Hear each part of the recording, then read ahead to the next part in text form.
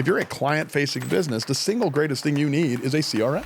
Yes, from a sales perspective, if you're not managing your customers and collecting information on them in a uniform way, you're already behind. You're behind. I see AI being compared to the internet of the late 90s, and we're seeing that across the board where we're not really sure what the long-term impact of this is going to be.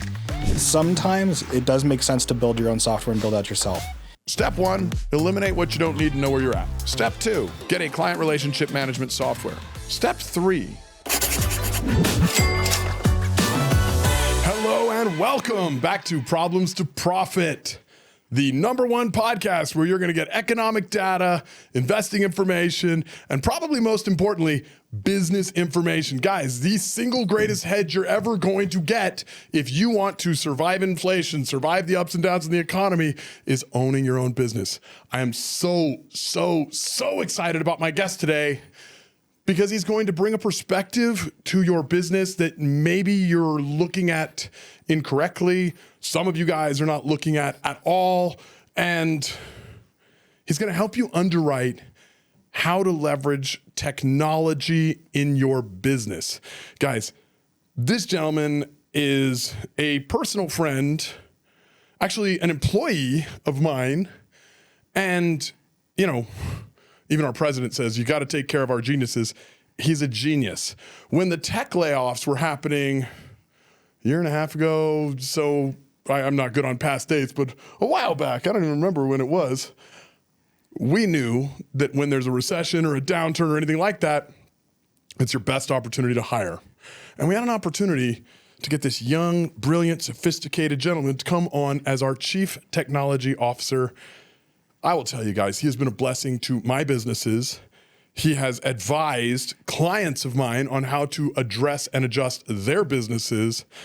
And directly or indirectly, he has helped us to generate hundreds of millions in revenue, help different people to generate hundreds of millions, probably across the clients you've talked to, billions in revenue. And what he's going to give you today is gold. Okay. So without further ado, I want to introduce my friend, my teammate, Zach Abrams. Zach, welcome to the show. Thank you, Preston. I appreciate you inviting me on the podcast. I'm excited to talk about some technology. Before we go into tech, because I know that's what people are going to need to hear. Mm-hmm. I like to get entrepreneurs, thought leaders, and people like yourself to give us a little bit of background, a little bit of their story, because everybody appreciates the advice that they get from the successful person, whether they're entrepreneur, thought leader, whatever, but they appreciate it far more if they can feel the person. So yeah. I'd love to hear just a little bit of your background. Where did you come from? How did you go from, what I'm going to assume is maybe the tech nerd guy that was interested in technology and all this, to this Chief Technology Officer leading a team and changing the trajectory of companies, and you're only the ripe old age of what, like 30 or something? 32. Yeah. So old fart. Sometimes it feels that way. So I've always been interested in technology, even since I was a little kid. My trajectory to where I'm at now isn't necessarily traditional, but the more I learn, the more I find that that's actually pretty common. Throughout high school, I was doing coding projects, building websites, those kinds of things. I kind of had a leg up in that my dad is in IT, so I got a lot of insight and experience from him as I was growing up. I had the opportunity when I was 22 to come on as a developer, then a lead developer, and then the Chief Technology Officer for a startup company in Albuquerque. And we did data analytics, and our primary goal was to let businesses own their own data, right? So this was in 2015 when we were kind of going through the big data craze, right? That was kind of the hype word at the time. And companies really wanted to have those insights and own them, not just be getting them from their websites or their website providers. So I studied computer science and then went straight into that position as a developer, and then worked my way up from there. I stayed at that company for about 7 years. I took a little detour, worked as an EMT, got some life experience that I think has been very valuable, and then I came on as your Chief Technology Officer about 2 years ago.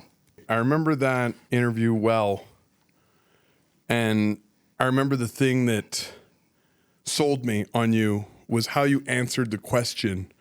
I asked you a trick question. I don't know if you remember this, but it's a few years ago. And while I'm not good on past dates, I'm almost photographic in my memory on conversations and people. I asked you a trick question. What is technology? And I don't know if you even remember your answer. I don't remember my answer. It was fascinating. You were the only person that has ever answered it right. And I had interviewed 5 or 6 different people for tech positions before you, and none of them knew what technology was. Everyone thought technology had to do with computers. Everyone thought that technology had to do with, AI or quantum computing or something like that. People didn't realize that technology back in the day was fire. The humans that had fire had a better technology than the humans that didn't. From there, it went to maybe something like the wheel. The humans that had the wheel had better lives than the humans that didn't have the wheel. And you answered the question. I mean, you didn't go that specific, but you answered the question. Technology is something that is a process or system that makes the company much more efficient and better. It's a tool. It's a tool. It doesn't have to be just computerized technology, although, and I don't remember how you said it, but you were basically like, computers make everything faster and more efficient. But as a chief technology officer, I'm looking at processes, I'm looking at people, I'm looking at computers, I'm looking at all of it. And you answered in a way that, like, it was the most sexy answer I'd had interviewing a technologist at that point in time and even to date. And the way that you think about technology is magical. In fact, before we even go into what people need to do with tech, what people don't need to do with tech, how they need to become the right kind of technology-driven companies, I'd like to just share what motivated me to put you on the podcast this week. I'm curious, yeah. It was fascinating. I love getting into conversations with Zach because he's smart. We think oftentimes on opposite sides of the spectrum. He comes at logic from a brilliant but different way than I do. And you brought up something that I told you either have to come on the podcast and say this yourself, or I'm stealing your content and sharing it with the world, around Elon Musk and Donald Trump. Yeah. Now, I'm a guy that voted for Trump, and I don't think you voted for Trump. I don't know that you voted for Kamala, but I don't think you voted for Trump. No. And so normally people that didn't vote for Trump, they have some situation where they're like, it's Trump derangement system or something syndrome. You don't have that. Like, you look at things very differently. Can you please share with the audience what you said about Trump and Elon and their relationship? Right. So I think we were trying to figure out, okay, so what is this relationship? What's the end goal? And I think we were talking about jobs and how this is going to impact. We were talking about kind of the reduction in staff at the government. We were talking about, we kind of transitioned into AI taking jobs. And then it transitioned to like bringing industry back and tariffs and what the reason behind tariffs was. And I think the thought. Let me frame that. Let me frame that before you go into it, because the point was magical. And I follow a lot of brilliant economists. I follow a lot of brilliant people. Nobody said this, but it was brilliant. We were talking about the disruptions that Trump's tariff programs were having and would potentially have on society. And you made a comment and stated about a man that you voted against. This might be brilliant what he's doing, and here's why. I'll let you take it from here. Sure. Yeah. So in talking specifically about the tariffs, it was that if we're seeing AI as a tool transform jobs and potentially take jobs away, although we'll go into that a little bit more because I have some other thoughts on that, it makes a lot of sense to try to bring physical industry back to the country so that we have those jobs in the future, right? Physical jobs are not going to go anywhere. Manufacturing jobs, those are still going to require people to a large extent, a lot more than some of the other knowledge work where we see where these huge software companies have sprung up. I think that's the thoughts you were talking about. Yeah. So effectively, the way you framed it for me, which I just want to make sure that I break down for the audience because it's brilliant. Trump is getting, in effect, mentored in many ways by Elon Musk, who is a leader in robotics, a leader in quantum computing, a leader in AI, a leader in technology, really across the gambit. He's a technologist. Yep, and he's good at bringing people together to solve very complex problems. Okay, love him or hate him, those are things that are just true. He can frickin' make cars that drive themselves that don't need gasoline, and he can land rockets, and he can create communication systems like Starlink. He can put chips in your head and, help you work your computer faster than somebody who has arms and limbs to touch the computer. I mean, the guy has done some amazing even if some people hate him, right? And you said, what if Musk told Trump what AI and quantum computing was going to do to disrupt Earth, to all the service professionals, to all the technology jobs, to all the jobs that are really, in some cases, low skill. They don't require a huge job description. They're not high labor jobs. And technology is going to disrupt that. It's going to create AI, quantum computing, and robotics specifically are going to disrupt those jobs. Like you're going to see 20, 30, 50% of the jobs on Earth in the next 20 years disappear. The jobs that will not disappear in mass the same way is chopping down trees, mining minerals, manufacturing products. Like AI will enhance those roles and make them more efficient, but it will not replace those people. So if all of a sudden America becomes a mining, manufacturing, and resource-driven country that's like actually using its people for the making of things, like true productivity, the way it originally was 100 years ago, then where the AI, quantum computing, and robotics boom is going to affect Earth, it's going to affect us much, much less than everybody else. If it's going to hit the fan, the guy with the umbrella is happier than everybody else in the room. Yeah. What if Musk and Trump are giving us an umbrella? Possibly, yeah. And I think that's saying that it's going to enhance all of those jobs, because that's true. And I think in the long term as well, I mean, so we've saw a huge spike, specifically talking about software engineering jobs. We saw a huge spike in 2020, 2021, and then we saw this 70% decline. We see mass layoffs at large companies saying we're using AI to augment software development, we're using it for business processes.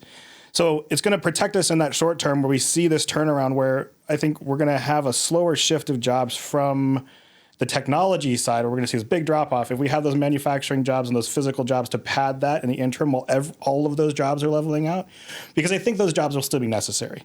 But we have to learn how to enhance and use these new tools that we're being given.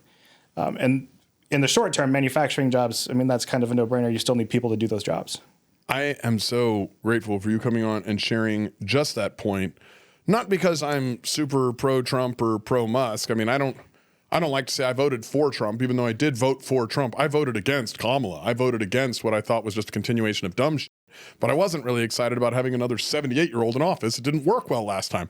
Now, honestly, since the election, I'm becoming a little more bullish on what he's doing, partly because of things like what you're saying. I don't love some of the processes he's going through, but I've had to fix companies, and if he's looking at the government like a giant company, I think I can at least understand some of the ways he's thinking. I love when people provide brilliant perspective like you did. So thank you for sharing that. But yeah. I want to jump into technology and business and kind of what to do, what not to do, like maybe some of the things you've done for us at our company. Everybody out there gets on stage. If you go and listen to the influencers and the big events where they use fear to sell. Yeah. Okay. And I can't tell you how many times I've heard, if you're not a technology driven company in 10 years, you will not exist in 10 years. And I started hearing that probably about 10 years ago, which is funny because I know a lot of non-techie companies that are still doing fine. Right. And I would argue that the tech companies are doing better, but like the way the fear porn that people have put into technology is almost ridiculous. And we bought into that. Like 10 years ago, I remember it was probably a Tony Robbins seminar, and some technologist got on there and started talking. And I mean, immediately, like, we went out and we started probably doing all the wrong things. This is way before we brought you on board. I was buying different softwares from every different software vendor. I was doing different, things, thinking I was innovating. And when you came on, the first thing you did was radical cuts of all the tech that we had. I mean, you probably saved as much or more than your salary in the first 90 days of working with us. Like, can you go over a little bit of that and explain some of what you did, how you did it, the way you were looking at it? Because it was the exact opposite of what I thought a chief technology officer was going to do. Sure. I mean, I think the first thing we have to kind of talk about is, what does it mean to be a tech-driven business, right? Because we're not a tech business, right? The companies that I'm a part of and that you own, they're not tech companies directly, right? So what does it mean to be a tech-driven business? It means that you're using data to drive decisions. You're doing it in a predictable way. You're not siloing your data off. There's easy access to it. You have easy access to insights, and you're not the only one who has those access and insights, right? And using technology to augment so those things happen quickly. So I love that you talk about how like we had all of these softwares, we were buying different things and trying to solve different problems with new softwares. That's where most of the cuts came from. So when I came in, one of the first things was an audit of all of the softwares and systems that were in place. And for other companies, that really is the first step in becoming a technology-driven business in an efficient way where you're not spending hundreds of thousands of dollars unnecessarily, right? So you want to go in. For me, it was really easy. There were a lot of overlap in softwares, and we can go into more depth of that too. But just canceling the things that you don't need. No, stay there. Yeah, I mean, like talk about the mistakes people make, because I want the audience to hear this. I made a lot of those mistakes, and I probably spent hundreds of thousands or millions of dollars on these mistakes, which young entrepreneurs are now doing too. And right. You know, if they could skip those hundreds of thousands, like for me, high hundreds, maybe low millions of mistakes over a good 7 to 10 years, that you solved immediately that could get put in other places. Like so. Yeah. Like, let's hit on the mistakes. I don't want to rush this part of the process. So the biggest mistake that is made is an inadequate evaluation of where you're actually at, right?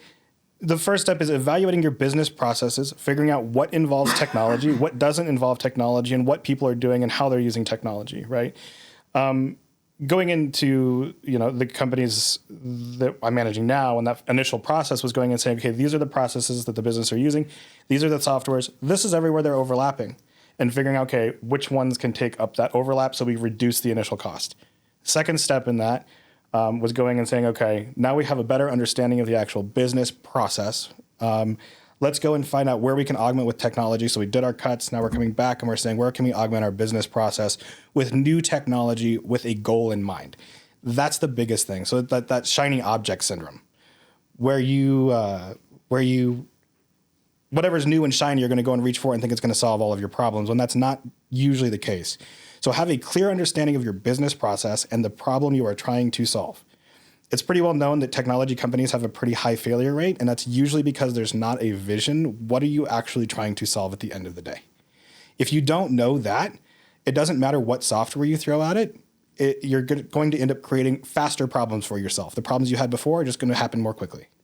Right, and I feel like, and correct me if I'm wrong, when you came in, we were trying to solve dozens and or maybe even hundreds of different problems, and we were paying exorbitant fees to different tech companies to solve individual problems.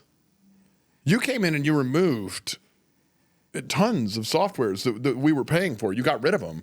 And you found very few softwares, some that we already had and some that you added on, that replaced almost all, if not more than all, of the functions than what we had by solving the largest problems. Like you prioritize the big problems for the tech, and you allowed the little problems to be dealt with by the humans.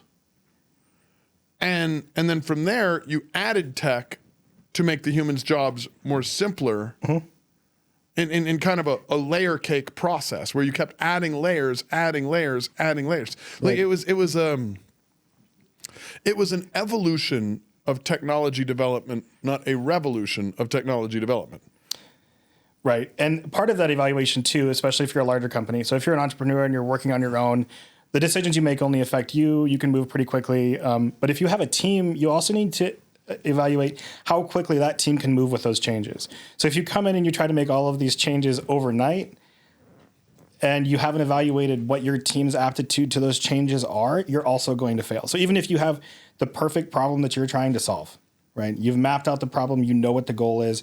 You go and you find the perfect software vendor to solve that problem for you. You have a trust with that person, and you go and implement large changes like that instead of doing it incrementally, and your team isn't ready for it, you're just setting yourself up for failure. I love that. So the first thing, and kind of step one that we'll go into is it's not actually find the solution you need. It's eliminate the ones you don't need that are actually getting in your way. Okay. So the first thing you did is elimination. Yeah. At this company's size, yeah. There had been a lot of attempts to bring in new softwares and solve problems that weren't well defined. And we have now north of 20 operational businesses. So some you went out and you had software solutions. You were able to buy some.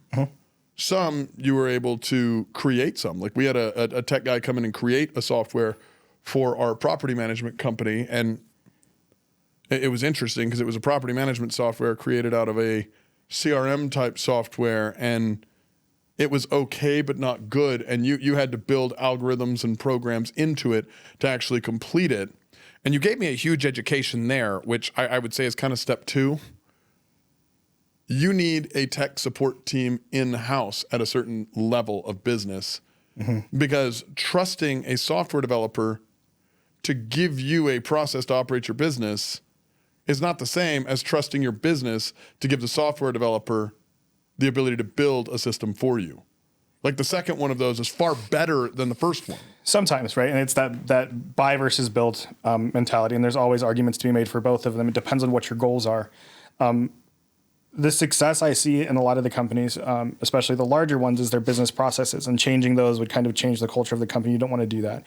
If you have set business processes and you have very specific things that you want to do with software, sometimes it does make sense to build your own software and build out yourself. You have to think about costs long term. We haven't really talked about that yet. But yeah, once you build something, there are maintenance costs to that. And tech has always been seen as a cost center. And for businesses that aren't selling software, that is what it is. But you have to realize too, the less that you spend on technology, there's somebody else who's spending twice as much as you. That's not necessarily a good thing. They could have poorly defined goals or poorly defined problems, and they're just spending money to spend money. But it's a balance, right? You don't want to just say, hey, go cut all of your technology and then rebuild from the beginning, because that's not necessarily always the right thing to do. Okay. I love that. And that's a great way to explain it. But then there was another thing that you hit me with, and it was our home building company. And home building is an interesting business. It's not like any other business. Every other business has a much simpler target customer, figure out their problem, solve their problem, figure out your cost of customer acquisition, scale, right? What's the lifetime value of the customer minus the cost of customer acquisition? How much can you leverage it? How much can you scale it? That's how business is done. Home building was a totally different monster in that I think we had half a dozen softwares in that company. We had a software for warranty. We had a software for production. We had a software for everything. And there you looked at it and said, no, before we do anything, we're going to start building a database for the data. And we're going to do that consecutively with getting your sales team on a CRM. And you didn't want to build the CRM. No.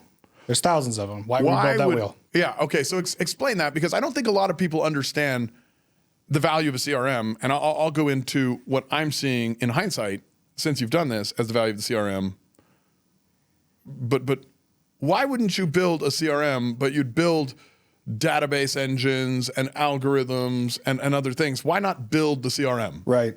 So the home building company, it's unique, because what you had is a development of processes and things that were going on with Excel spreadsheets, where you had your business processes very well defined, very well set. They've been fine-tuned, and they allowed the company to grow 1 or 2x in just a few years, right? We don't want to mess with those business processes. We could have gone out to a company and paid probably hundreds of thousands of dollars over a few years to use a solution that already existed. But there were other long-term opportunities that we saw through distilling the home building company's processes down into a home build software. That, again, the buy versus build perspective. Do you go and do you build this thing specific? And if you have a good reason to do it, like your business processes are already well defined and you already know how to run your business, and you want something very specific and you want it tailored exactly to something you already know works, that's a good reason to build something. There are thousands of CRMs. It feels like a CRM is getting churned out every few hours, honestly. They all do similar things, right? You have Salesforce, HubSpot, the big ones who became huge companies because they are a valuable piece of software. Why rebuild that?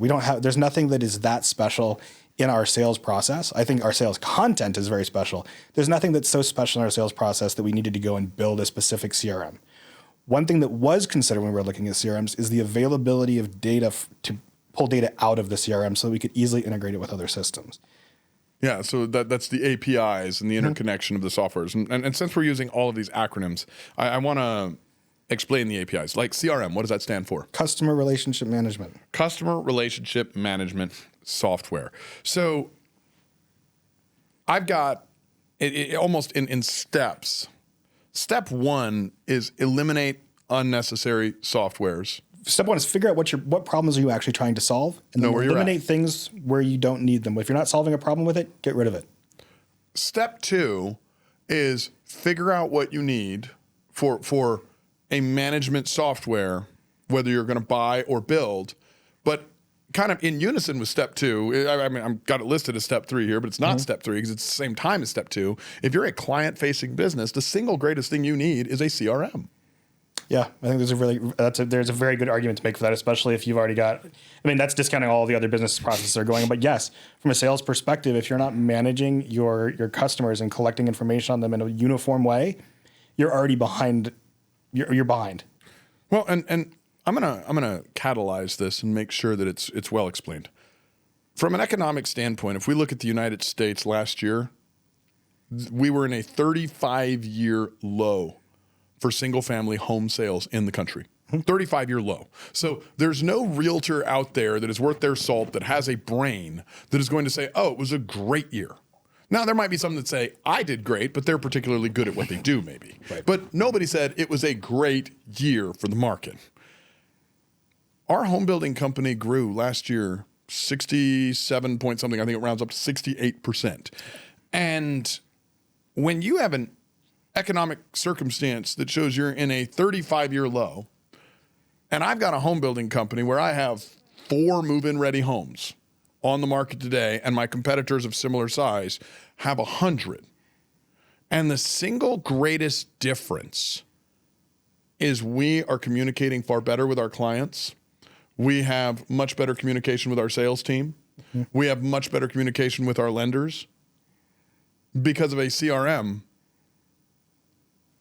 Then I think that would just by itself justify your point. Like, and you know, I know my bankers are telling me that my margins are higher than my competitors. My business is more successful. I have no problem getting new construction lines. So everything you're saying is backed up by real experience that I'm living right now.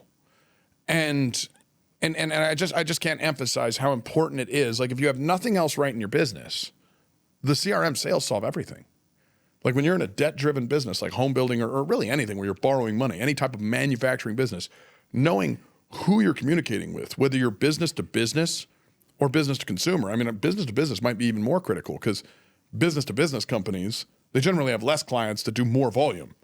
So if your communication flops there, it's going to impact you much worse. Business to consumer, if your communication drops, well, okay, you learned a lesson, you tune your system, you know, hopefully you have that CRM and you're able to continue. But like, I would say that the CRM that you implemented for us, this is funny because we're going to put this out on air and every other builder in the city is going to be trying to hire you in the next month, which will be funny. Please stay with us.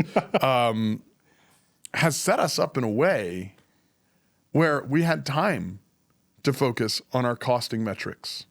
We had time to focus on our banking relationships. We had time to focus on going from spot building to track building and improving our construction speed. We had time to relook at energy codes and hire like people to go out and get the data and bring us down to the lowest cost, best product for our circumstance, regardless of state, municipality, and everything else, because we weren't up creek chasing some good salesman that was sitting out at home and not doing his job and not bringing us contracts, and we knew exactly what the clients want because of the CRM. So step one, eliminate what you don't need and know where you're at. Step two, get a client relationship management software. Step three, what's the next layer? Because this is where I think you really start becoming a tech company, and I'm sitting in almost a sidecar. I own the car and I'm not driving. Like, have you ever seen those little like motorcycles that have the sidecar? Yeah. That guy's got a lot of trust. That's me right now. You're driving the motorbike. I'm in that little sidecar watching my companies become tech companies. And I feel like that's step three. I want you to talk about some of what that looks like and what the opportunity is.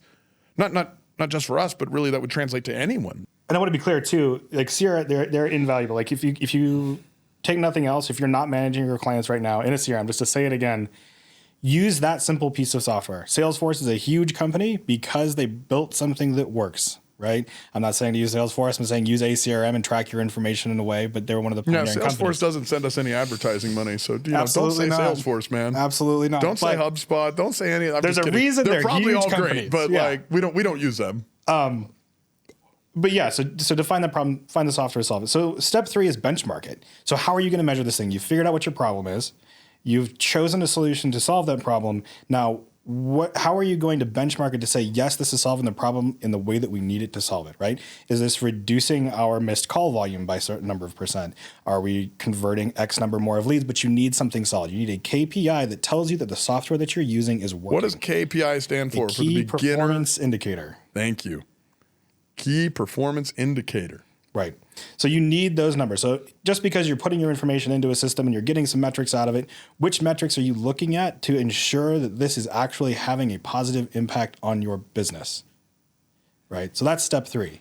And I love that you say you're kind of sitting in a sidecar. That is the end goal of a technology-driven business, where it's being driven by the data, and it's kind of an outside-in approach, where instead of only having perspective from inside the business, you're using data to predict things and view it from the outside of the business looking in. What are the traps of working with tech people? Because we've had an interesting process interviewing. I mean, now we have more tech employees than probably employees in any other company except for Zia. But we've had an interesting process of interviewing people. Like, everybody wants an equity stake if they're good. Everybody wants this, that. I mean, it's such a hustle and grind world. I don't know whether I'm interviewing a fucking solar salesman or somebody that's going to come on as an employee. Can you go over some of what to look for when you're adding a technologist to your team? Sure. So there's kind of 2 questions there. One, I want to touch on first, like, how you're evaluating a tech solution and like some of the caveats to when you're bringing a product on. Technology salespeople are always going to tell you can solve all of your problems. And that's why it's so important to know what your problems are first before you start looking for solutions. If you have no idea what your problems are, you're going to go into a sales meeting. They're going to say, oh, does your business do this? Great. We can solve that problem for you too. They're going to be driving the conversation. Be sure you know what problem you are trying to solve before you go into it. Now, from the kind of hiring technologists and hiring developers, and from that perspective, the tech that we're taking and hiring especially is kind of bringing on people in a almost startup atmosphere, building a product. Right? We're pulling them out of an industry where startup has a very different meaning than startup means in any other industry. And there's a different kind of hustle and grind and value me posturing position with any tech person. It's not like junior, like very junior level. I mean, and even sometimes that, I mean, we've seen over the last 15 or 20 years, like massive companies, Meta and, Elon Musk's companies, where the total compensation for employees is huge because there was a massive value in these expertise. And I think there still is a market for that. However, with the advent of AI, a lot of these tasks where you're just grinding out code constantly, we're seeing a value decline in that. So we're seeing a market shift, right? When I said at the start, like we saw a 70% decline in software developer positions being posted, this was specifically on Indeed, over the last year, that's because we've pivoted away. We had this massive like staff up, and then we're seeing this market correction in addition to AI starting to augment some of those workflows. The market hasn't quite figured out what the long-term impact of that is going to be. My opinion right now is that you're going to see, talented software engineers and project managers using it as a tool, similar to how we talked about it in manufacturing, where it's going to augment the talented people's workflow, but we way overtrained, and now the market is way oversaturated, and everybody has high expectations. And we've talked about that in other economic podcasts where everybody was told, go become a tech entrepreneur, don't become a plumber, don't become an electrician, don't become all that. And that's where we have created some of this structural inflation, specifically in housing, right? But when interviewing these guys, like, of course, they're coming out of a world where they had a skill set that was worth, in some cases, hundreds of thousands or millions of dollars. And now they're kind of going for a normal job because if I can have ChatGPT write code for me, then the guy that wrote code is far less valuable than he was 1 year ago, 2 years ago. And they're not going to sit there and posture and negotiate with you as if that's going on. They're going to posture and negotiate with you as if they built Meta. And we've seen a lot of that in guys that we're negotiating like maybe, $80,000 to $150,000 a year salaries. Sure. I think it's also, I don't know that the value has changed. Like I said, the landscape has shifted and the market hasn't figured out how to adjust to it. I think you see that across the board. I see AI being compared to, the internet of the late 90s, or cars versus horse and buggies. But it's actually, it's very similar as it's a technical revolution, but it's a lot more than that. And we're seeing that across the board where we're not really sure what the long-term impact of this is going to be. I think those people still have a lot of value, but if they don't pivot to use the tools and they get stuck in kind of this egocentric mindset where everything is staying the same and they're not willing to adjust, then they'll be left behind. I also think it was way overtraining. They have a lot of value, but who they have value to has changed. Right. Because they're not going to have the same level of value. Maybe the greats will at Tesla or Meta or Amazon. Mm-hmm. But the even I would say like if there's poor, good, great, and excellent, the excellent ones are going to be retained by the top companies on the planet, right? But you might have the poor, good, and great available. The greats want you to consider them the excellents, and they no longer have the same value. So you need to figure out how to discern between good and great, because you don't want poor, right? What's the value of good? What's the value of great? And then you need to know that their value has changed considerably in the large companies because the large companies are able to leverage AI. The large companies were able to figure out how to manage people with this work from home mentality. The large companies were able to do all of that. They had the resources to invest in that. And now that AI has come out and we're seeing advancements in robotics, quantum computing, and everything else, that's one of the first employees being replaced, funny enough, by tech, is the tech people, which is great because it's democratizing these trades that they're highly needed, these skills that are highly needed to small businesses. But small business owners, and I know this because I was one, I guess I'm not that small anymore, but small business owners, we look to hire to markets, and we can't go look at the market that you had when you were Apple or Meta. We have to look at you based on the market that you have, which is difficult to understand. And I have not had any employee ask me to work from home that hasn't ever worked for me in like a year or two. But all of a sudden, like any tech guy I interview is like, well, I'd like to work from home. And it's like, well, I'd like a toilet seat made of gold. Wake the up. Yeah. I mean, it kind of goes back to that overtraining too, where you said, we told everybody to go be tech entrepreneurs, go and, study computer science, study web design, go to a boot camp, and expect a 6-figure paycheck. We way overtrained, right? That market may have existed at some point. During the huge hiring boom, but now we're seeing these mass layoffs, right? And so the market is correcting itself for honestly just poorly set expectations of people. You can't expect to go, unless you're an outstanding performer, to go to a boot camp and then make a 6-figure paycheck anymore. That doesn't exist as prolifically as it did before.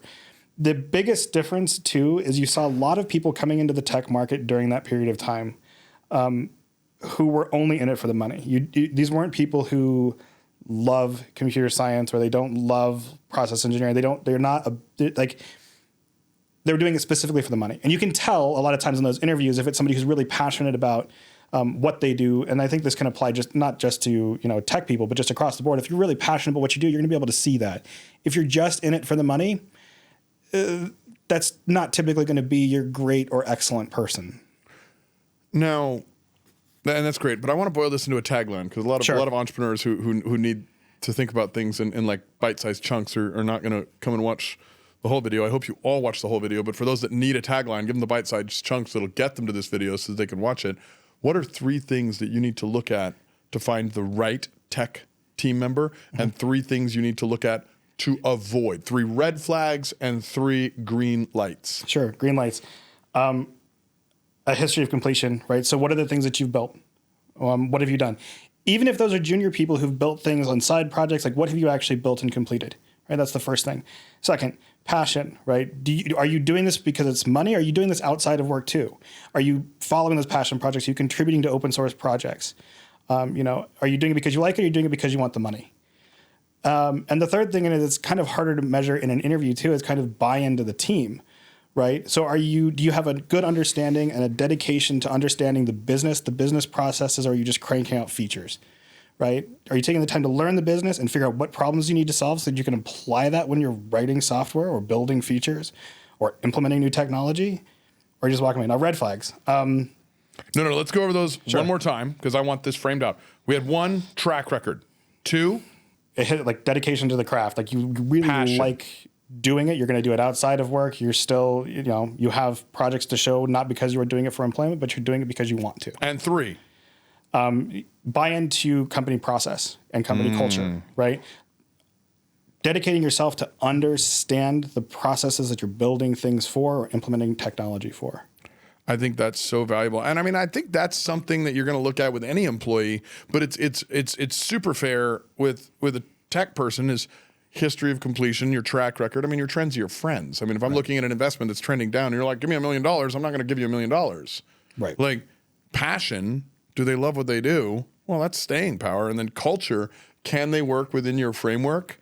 Critical. Okay. Now, and I think that's actually going to like translate to the red flags as well, because you could almost go reverse, but let's see. Red flags. What are we looking to avoid in the tech I'd like team to add another green flag too. Okay. The understanding they don't know everything, right? Knowing that they don't know everything and that there's always room to grow. Technology changes so quickly. You're always learning. You're always learning new things. That never stops. So a passion for learning. I'm so glad you brought that up because I actually had some tech guys come on. This is 10 or 15 years ago, and tech guys back in those days were the people that built websites. Okay, and so they weren't doing anything that you're doing for us now, but they all had god complexes, and I mean played way too much Dungeons and Dragons.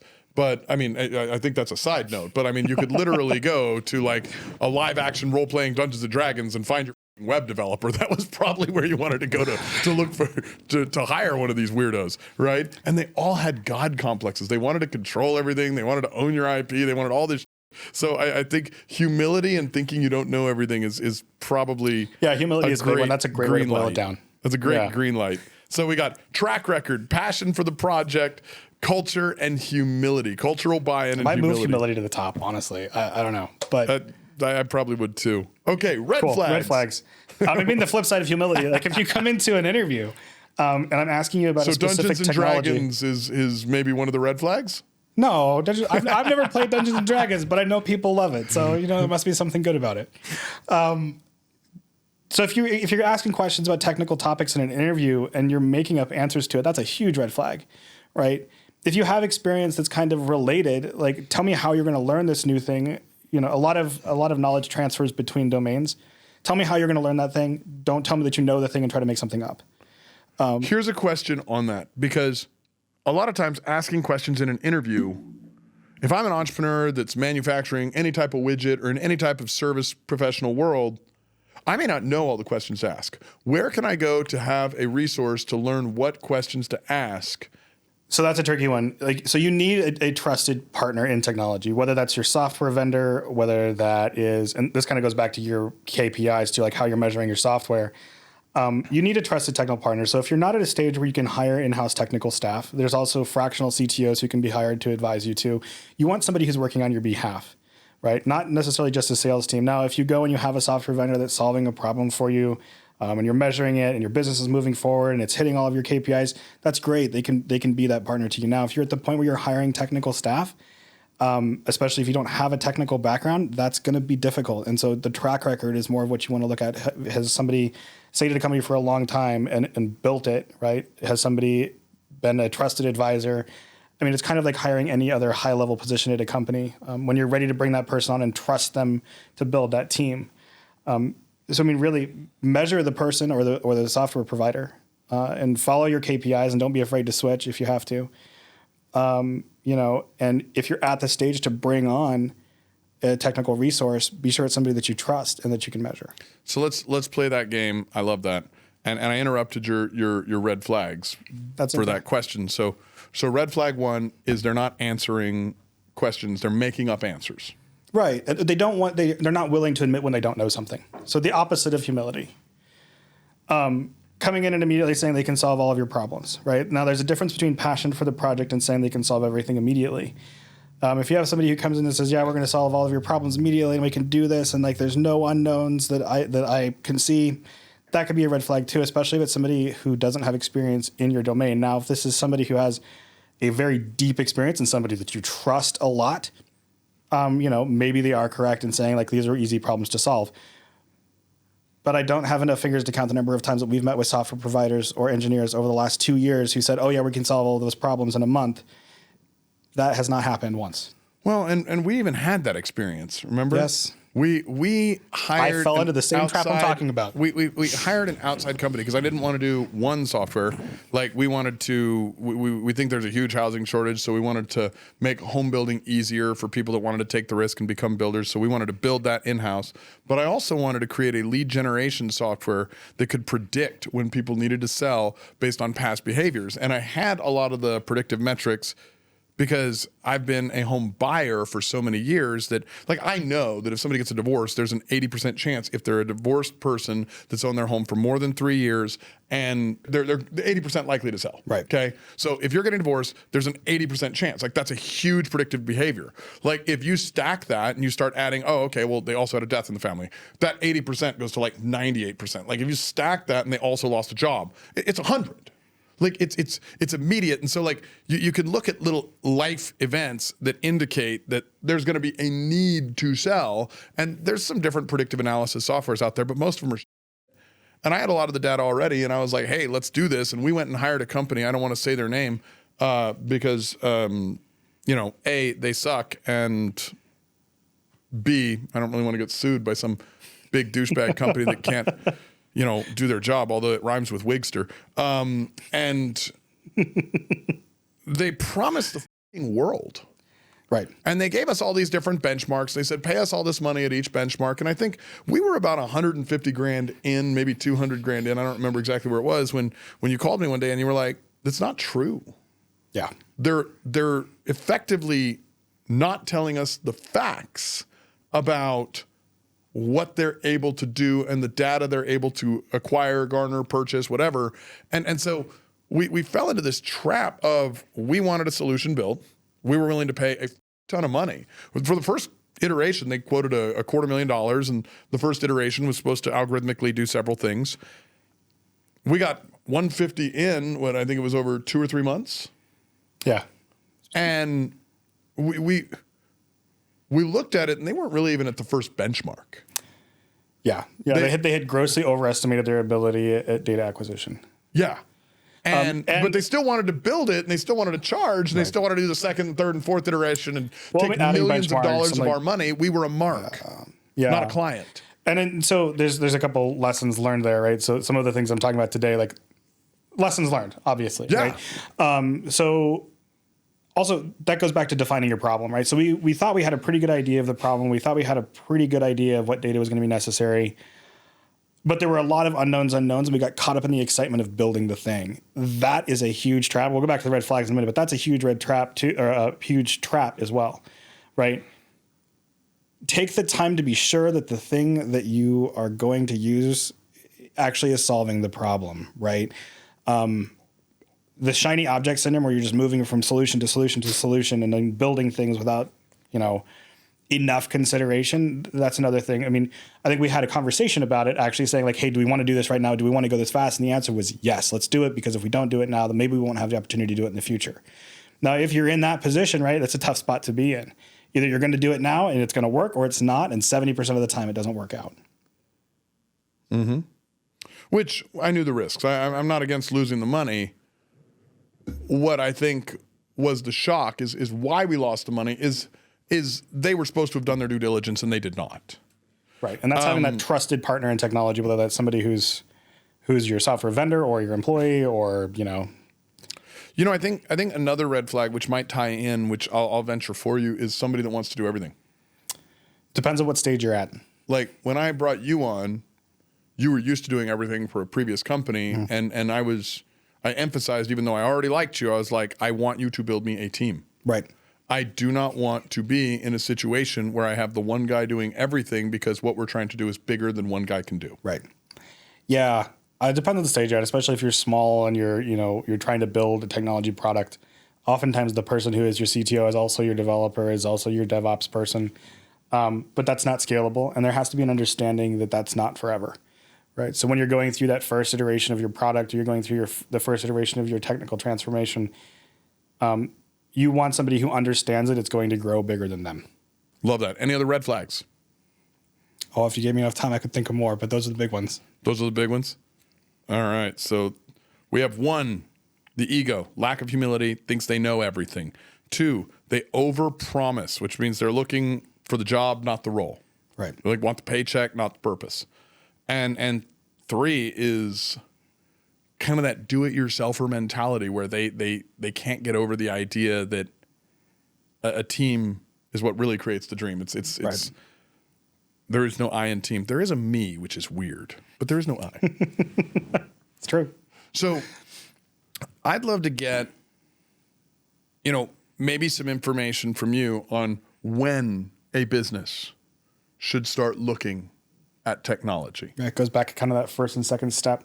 When you're evaluating your business and you're figuring out, okay, what processes involve technology, what processes involve people, you want to look for opportunities to solve problems in those areas, right? So if you have a process that takes 10 steps and takes a person a day to do, and you have a pretty good idea and a setup process and a goal, that might be a great opportunity to add some automation to reduce the workload on your employees. So it's all about having that good initial first step and an understanding of your own business. I know that you talk about kind of the levels of entrepreneurship. I think about that from a different kind of perspective where it's like, okay, the levels of technology adoption. If you don't have a good idea of your business process, if you don't have, job descriptions, if you don't have an idea of what your people are doing, and you just come and drop technology on them, again, you're just going to make your problems happen faster. There's no adoption. Right. And that's another problem too, is user adoption, knowing your team and whether or not they're open to that. So knowing when to add technology, that's an ongoing assessment. Looking for opportunities to make things more efficient, to automate things, to bring in better processes, to store information in a way that's more easily accessible to people. How do you go about getting people into adoption? Because I mean, we've now done this multiple times, and we've found that it's interesting. Just because you add something, people really fear change, even if it's going to make their lives much better. It's funny because right after you've done the change and they've lived it for a month, like it doesn't even take long, they're like, "This is so much better. We all love this. Why didn't you do this 5 years ago?" But that might be after fighting them for 4 or 5 years to get them to adopt it. Sure. So let's say that you've defined the problem that you want to solve in your business. You've gone and you found a software to solve it, and you're very comfortable with it. I think one thing that you don't want to do is oversell it to your team, right? You're going to say like, yes, I understand that change is hard, and acknowledge that. Don't just leave that as a thing like, oh yeah, change is really easy for everybody. This software is just going to make everything great. There's not going to be any learning curve. I think treating it from a realistic perspective and saying, hey, we're changing this thing. These are the reasons why we're doing it, and this is what we're measuring to make sure it's successful and make sure that you are successful. We understand that it's going to be difficult to do that. And then having that ongoing conversation and making sure that the doors are open for people to come and tell you, hey, this thing isn't working the way that we expected it to work. We need a change. So you kind of have to have that culture of open communication too. That helps dramatically when you're implementing new technology or really any system or process in a company. I would also put in there that do not adopt any type of software or system unless you're willing to require it. Like, it's not a maybe, it's not a request, it's not an ask. If you're going to pay for something and or pay to build something and you're not requiring adoption as part of their role and job and condition of being paid in the future, they will not do it. Like, we've found that every single time. Now, there might be a process for adoption where you're going to be fair with them and give them a timeline to learn how to, adapt to it. Because it's kind of a two-way adaptation. I mean, the tech's adapting to the people are adapting to the tech. But, so I'm not saying go be a corporate dickhead and fire your team. But you need to figure out what are the benchmarks before you take on any technology. And if people are not buying into those benchmarks and meeting those benchmarks, you need to be willing to get rid of them. Yeah, so you need KPIs for usage too. And I think kind of to just paint that from a different perspective too, if you go and you find a solution to your problem, if you're the owner or you're in a management role where you know that there's a problem that needs to be solved and you've gone and you found something that will solve that for you, you have to be willing to enforce them using that solution because you won't be able to measure whether or not it's working if nobody's using it. And so, that open communication about when things aren't working, you don't want to scare people into where you're going to have to use this thing, even if it's not the right solution, right? Especially if you're not in technology, or even if you are and you chose the wrong thing, that happens pretty frequently too. So you want that open communication with an understanding that using it and reporting back on how it's working is required. So it's funny. When we bought our CRM, and now we're a distributor of that CRM, which is funny. When we initially purchased it, we had no adoption. Like the adoption was literally zero. And then our CRM had the ability, and talking for the home builder with the realtors, right? Our CRM had the ability to give us phone numbers where the calls were recorded. And so we actually forced all the realtors to put that CRM phone number on their MLS, to change their phone number from their personal cell phone to the CRM phone number. And immediately any call they started receiving from the MLS, whether it was, Zillow reaching out to them, whatever, started coming through this CRM phone number. So we knew how many calls they were getting. Mm-hmm. Well, it was funny because then they were getting calls, but they weren't making calls out through the CRM. So we were able to kind of require adoption of, hey, well, you're receiving calls. We know your answer rate. We're recording the calls. We can use that for training and all this, but they weren't calling out. Even recently, like we had one agent whose numbers weren't bad or good. And we measure everybody's numbers. We measure their sales of their listings. We measure their assists, how they're doing teamwork. We measure their directs, their personal contracts. We measure everything. And the CRM does it for us, and then we track it and put it on a dashboard. It's great. We had one agent whose numbers were half of what everybody else's numbers were. We looked this was last week. We did the average call answer rate when, because our sales manager's job is to go out and ask them, hey, how's everything going? Why are your numbers low? Because we give them about 2 weeks to have a performance improvement plan and correct it. Otherwise, we get rid of them. Like, we're not going to keep anybody that's not bought in. And we say, what's wrong? The sales manager goes to him, says, what's wrong? They make all sorts of excuses. They say the CRM's not working. They look at all this shit. And you know what we found when you and I dug? And it was great. And so you don't have to answer it. I'll speak it for us. We found that the average answer rate of the entire team was 88%. And the average answer rate of that one agent was 57%. All we'd have to do to get our average answer rate to I think it was 95, 96%, was fire that agent. We fed that information to our sales manager and said, they will start answering their phone right now because that's what we pay them to do. They will get their numbers up over the next 2 weeks or else they don't work here. Right. And we looked at it a few days later, and their answer rate in the last few days was 99, 98%, or it was high 90s. But immediately we knew that. I wonder how many people out there that have standing inventory products, whether it's homes, whether it's lollipops, anything they manufacture, anything they sell, don't know the answer rate. Because the people are not going to tell you what the real problem is. They're going to tell you whatever excuse they have. That's human nature, so that they don't have to work as hard but can maintain their position. You have to be willing to use leverage. And I'm not saying you want to create fear, create toxic culture, but if you want a team of gangsters and you're not enforcing buy-in, and it's not just an initial buy-in, it's an ongoing buy-in, because this person was doing great a few months ago. Well, you want to be able to measure everything, right? You want to be able to measure. That's part of being a technology-driven business, is having the ability and the visibility into the company to measure things and predict things in the future, right? So if you don't have buy-in from your team and you're not collecting the information, in this case phone calls, in the way that we need them to in order to accurately measure and plan, I mean, they're just hurting themselves down the road. Now, that's a longer-term vision, and I think one of the biggest ones we had early on was with the phone system too. We found the team as a whole was having an answer rate of somewhere around 50%. We mandated phone calls come through the CRM. And then within a few days, I think we went from having a 50-something% answer rate to a 98%, 99% answer rate. It gives you that visibility into your business to make decisions based off of data, not on feelings. I have had so many, and it's funny because they're all older. Like it's people that are older that have tried CRM adoption 3 times, 5 times, 10 times in the past. And they're like, it never works. And you know what they're not doing? They're not using force. Like, if you're going to row your boat, you have to force the oars. Mm-hmm. It's not going to go forward unless you're actually using some level of force. Now, inertia and momentum are going to take some of the work off as you row, because Newton's first law of motion is it takes more energy to get an object started than it does to maintain it, right? But that's where you take evolutionary steps to grow it. And I can't tell you how many, and they're all older. I'm not making an ageist comment here, but they are all older. Oh, I've tried to adopt a CRM 5 times. You know what? You value your people more than you do your productivity.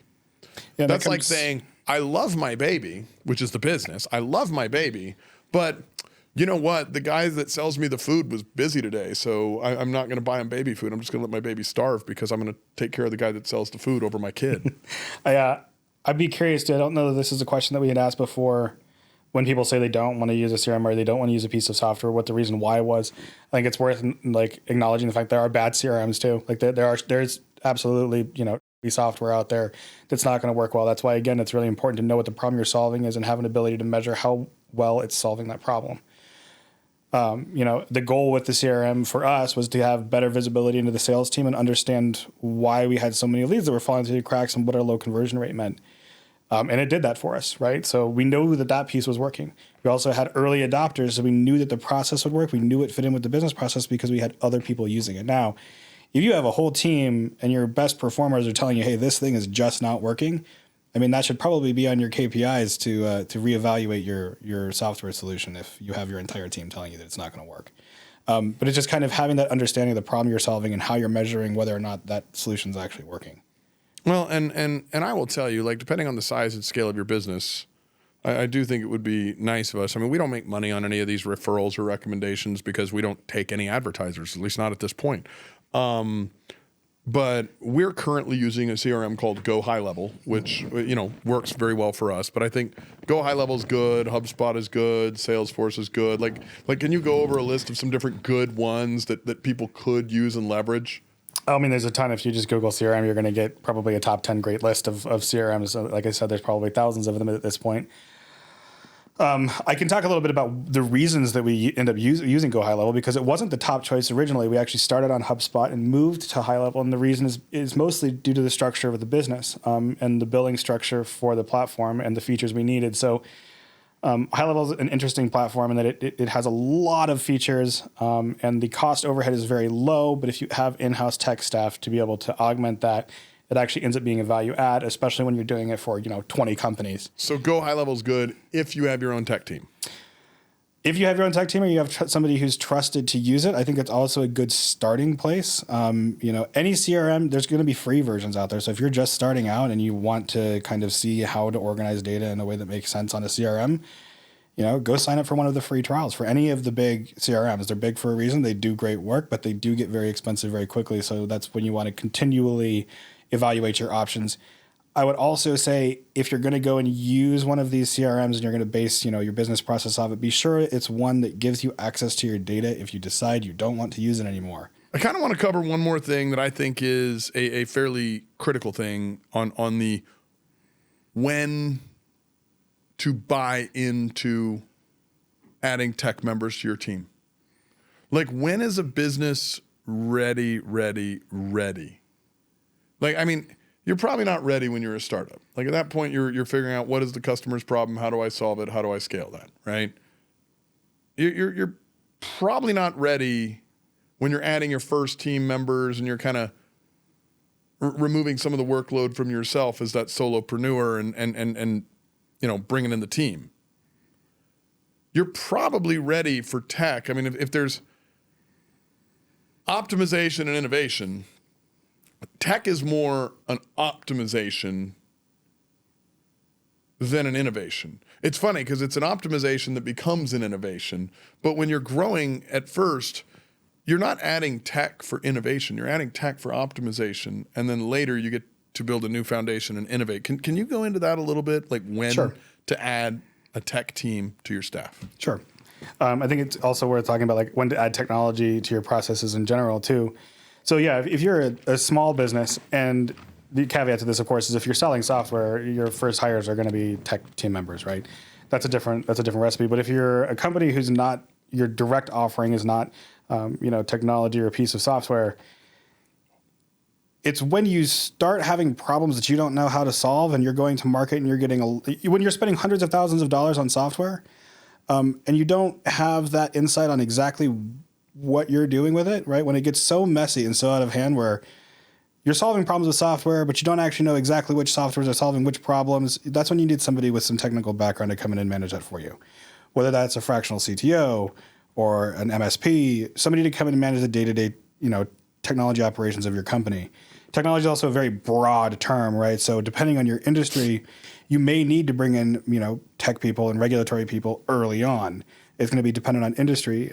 And most businesses run 100% on technology. So you're also going to need, your systems administrator, somebody to do those day-to-day operational IT things, not necessarily the problem-solving aspect of technology as well.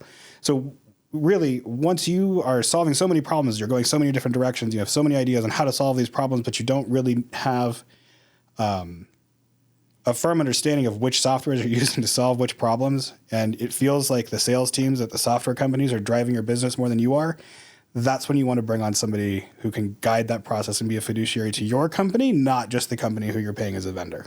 I want to short form that. Is that sort of like get your right before hiring tech staff? Yeah, if you don't know what your business processes are and you don't know what problems you're solving with technology, don't hire tech staff, right? Know what problems you're going to solve first, and if those problems are large enough that you feel like your capital outlay for technology is more of a waste and you don't understand what you're spending money on, then you need somebody to understand that for you. Okay, I love that. And I know that sounds so common sense, but that's actually a really big problem. Back when I was doing a lot of coaching, it was funny. Everybody that went to any seminar was rushing the back of the room and buying tech before they were ready, before they knew the fundamentals of their business and the problem they were solving. They were buying this program or that accounting software or this program or whatever a good speaker from stage would send and sell. They'd rush the back of the room and buy at huge premiums. And you're given a problem, and here's the solution. So I want to end on something that I think might be a fun part of the conversation. And I'm okay with this being authentic. I'm okay with this being political. I'm okay with this being anything. But anytime I'm dealing with somebody who has a completely different skill set than me, I like to ask them for something that is probably a little dangerous. And I'd like you to take some risks on this. I want you to give us some predictions. I mean, knowing where tech is going, knowing some of the big players in the games, reading all the articles you read, knowing what the government looks like, knowing some of the transitions that are happening as we've just changed presidents. What are you seeing, 3 months, 6 months, 2 years, 10 years down the road based on the trajectory that we're on and the way things are shifting? Sure. Those are hard. It is a loaded question, right? Because there's a lot of things that are changing really fast, especially with the large scale adoption of AI tools over the last 3 or 4 years. I think a few things are going to happen. First of all, we're going to see a decline. We've already seen a decline in the job market for software engineers and basically the lower to mid level computer science graduate. That job market's already shrank dramatically. My prediction long term, though, is that the tools that are coming out now are going to augment and we're going to kind of rise up, and then there will be the next thing that happens in 20 or 30 years. If you're using those tools now, you are ahead of the game. If you're not using the tools, then you're going to be left behind, if you want to put it in simple terms. In 2 years or 10 years, there's a lot of talk about AGI and what that's going to look like and whether that's even possible and the philosophical conversations around it, the ethical conversations around it. There's so many different moving parts at this piece. This isn't a cop-out. I think it's actually hard to answer that question. I think these tools are going to augment every industry. There's not going to be an industry that's not touched by AI and technology, kind of like the internet is prolific now. And I think the people who are using it are going to be the ones who are successful. But let's dive into that, because everybody's scared of the AI piece. And I'm not necessarily asking for you to make a prediction and put your name and reputation on the line, but give us some of the outcomes. I mean, I hear the doom and gloom outcome. I hear the utopian outcome. I hear the universal basic income outcome. I hear the universal not so basic, fairly grand income outcome. I hear the, end of the world, the Matrix outcome. Like where are you seeing AI taking us? I think the truth is somewhere in the middle. That's usually when you have these really polarizing issues. The truth is somewhere in the middle. I think you have a lot of people who are kind of denying that AI can do some of these very basic tasks, that it's not qualified to do these things. I've seen firsthand, it takes a huge load off of our developers and software engineers who use it intelligently. So they're getting to spend more time on figuring out what the business needs, what business processes need to be augmented, what features to build, and less time spending actually implementing them. I think that can be applied across industry, right? So the lower level work that could be done before, that needed to be done by a person who could kind of insinuate those things, can now be done by AI. So we're going to see a shrink of, more, trying to figure out an exact way of saying, clerical work, and everyday tasks that can be easily automated and taken up by AI. But that's going to leave a vacuum for higher level jobs. There's still going to need to be people to maintain these systems and be educated to maintain those systems. So we need to see our education rise up to meet where we're going to be with AI and technology when we're removing this large swath of jobs where we don't need people involved anymore. We're going to have to replace those with jobs where people are necessary. And I think eventually the whole ship will rise, right, with the tide, with the AI tide. I think there's going to be some painful moments in the next 5 to 10 years where we don't really know what or how AI is going to shape specific industries. But the long-term end of it will be, I hope, everybody's more efficient and we have different jobs than we have today, but we still have jobs to employ people. Okay, I have a thought, and I'd love for you to throw it in there. I think when we're looking at anything, we have to understand the nature of the thing. I mean, we've all heard the story of the frog and the scorpion. The scorpion's like, "Hey, Mr. Frog, take me across the pond," and Frog's like, "I'm not going to take you. You're going to sting me."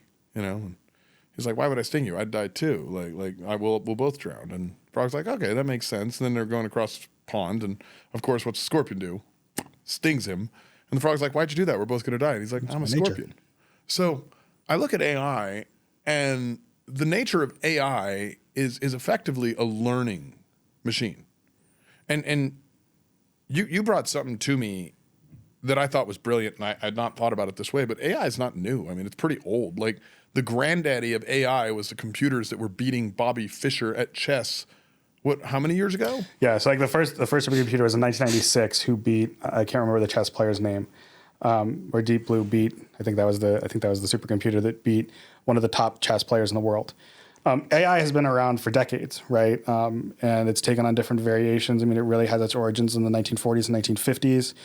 And specifically 1956 was kind of like I can't remember exactly what the meeting was called, where they came and they met to discuss AI and the future of machine learning and those kinds of things. So we're talking about 70, 80 years at this point.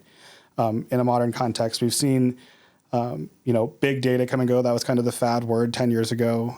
We've seen machine learning. But they're all kind of the same thing. We're training these models off of large sets of data. We're doing complex mathematic operations, and we're doing them very quickly. So we had computing meet our data, and now we have kind of the AI and the generative models that we have today. So it's not new, right? This is not a new thing we have. How it's being used is new, and the speed at which it's improving is new. So basically, we had a tool. We didn't know what it could be used for, how it could be used. And with the modern world, we had tools in theory. We knew that probably could be done. Now we've developed it, we've created it, it's working, and it's going a lot faster than we expected, which will cause change. But like every other innovation in history, it's going to get rid of some old, less valuable opportunities and create some new, much better ones. That's a better way of saying what I think I'm trying to get at is, yes, it's going to create new opportunities. There will be downsizing of old jobs. There's going to be an interim period where that's painful, but at the end of... But with the speed that it's changing, that interim period might be a fairly short period. And depends on how fast people change with it. Right. Well, and so I think that comes into, is it called cybernetics? Like cyborg humans, technology infusing with humans? I mean, I think the fact that Elon Musk is already putting chips in brains means we have cyborgs at this point in time. And if AI is a learning machine, there's one thing that I think we human beings have over AI. I mean, I have a saying, and I mean, I'm Christian, but my saying is AI has nothing on I am. Mm-hmm. Like, and if, we want to look at ourselves as kind of like a little piece of God, like, what are we? We're a community of cells. God's a community of souls, and we're all one soul in that community that is God. Then I think I am is the collective we of souls. And I mean, it's amazing, 30, 40 years ago, everybody thought the future was going to be the Jetsons. 4 or 5 years ago, everybody thought the future was going to be The Walking Dead. I mean, like, there is a general thought that kind of goes through the communal we, right? And it's interesting how that culture shifts. But one thing I don't think AI is ready to quantify is love.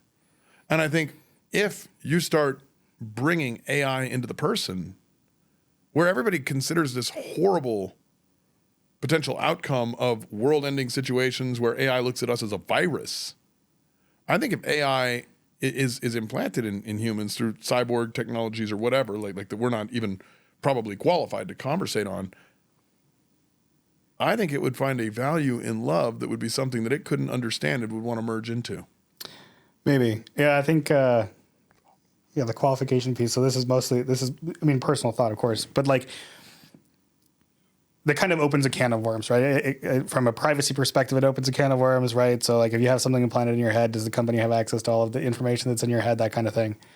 It has ethical implications as well. And then when we're talking about creating new jobs, right? These are new jobs like researching AI ethics, researching the impact of privacy, like data security is one of the largest industries right now and one of the fastest growing in the technology space. So, right, there's a bunch of different ways we could take that conversation. But yeah, I mean, if it grows with us and we grow with it and we're smart enough to address the ethical and philosophical concerns around AI, we're kind of in uncharted territory at this point. I find that exciting as hell. It's very exciting. It's also, it's a little bit anxiety inducing as well. Maybe not in a bad way, but it is exciting, right? So, future prediction. If I'm an entrepreneur looking at leveraging technology, looking at leveraging AI, looking at leveraging all the different pieces of these puzzles to make myself better, future prediction for where is the economy going over the next 2 to 10 years with AI and all that? What should I, as a regular brick and mortar entrepreneur, be excited about and concerned with? And then we'll end on that. Sure. Be excited about where AI is going. Use the tools. Use ChatGPT to augment your workflows. Don't use that as a crutch for not developing good business processes and understanding your business to the point where you know what problems you need to solve. Zach, thank you so much for coming on the podcast, brother. I am frankly honored to have you come on and share. I know you're normally a little more shy, and I did not hold a gun to his head, but No. It was a knife. But I got close. It's a small knife. I wanted you guys to get this value. Now, some of these things might create deeper questions, and I didn't want to go too deep because I didn't want to lose you. I wanted to go just deep enough to get you to think. So when you're thinking about adding technology to your business, the most important technology you're going to have is the one that is going to make you relevant to the market, the one that's going to put you that far ahead of your competitor. The most common software used for operational businesses is actually Excel, believe it or not. So if you don't have anything, maybe start there. Maybe from there, add a CRM. Maybe from there, but I think the big question that Zach is trying to put in everybody's head is, where are you at? Where do you need to be? Where's your industry going? What do you need to look at? And so as these questions pop up, please chime your questions into the comments on the podcast, and I will have my team dig them out, and I will try to create separate videos to answer them for you, because it is true that at some point you will have to be the tech-driven business. You don't need to worry about the fear porn that it's going to put you out of business in the next year or two, but it's like Ray Dalio says, those who worry don't have to worry. Those who don't worry, eventually they have to worry. Guys, thank you for watching. I hope you all have an amazing day on purpose.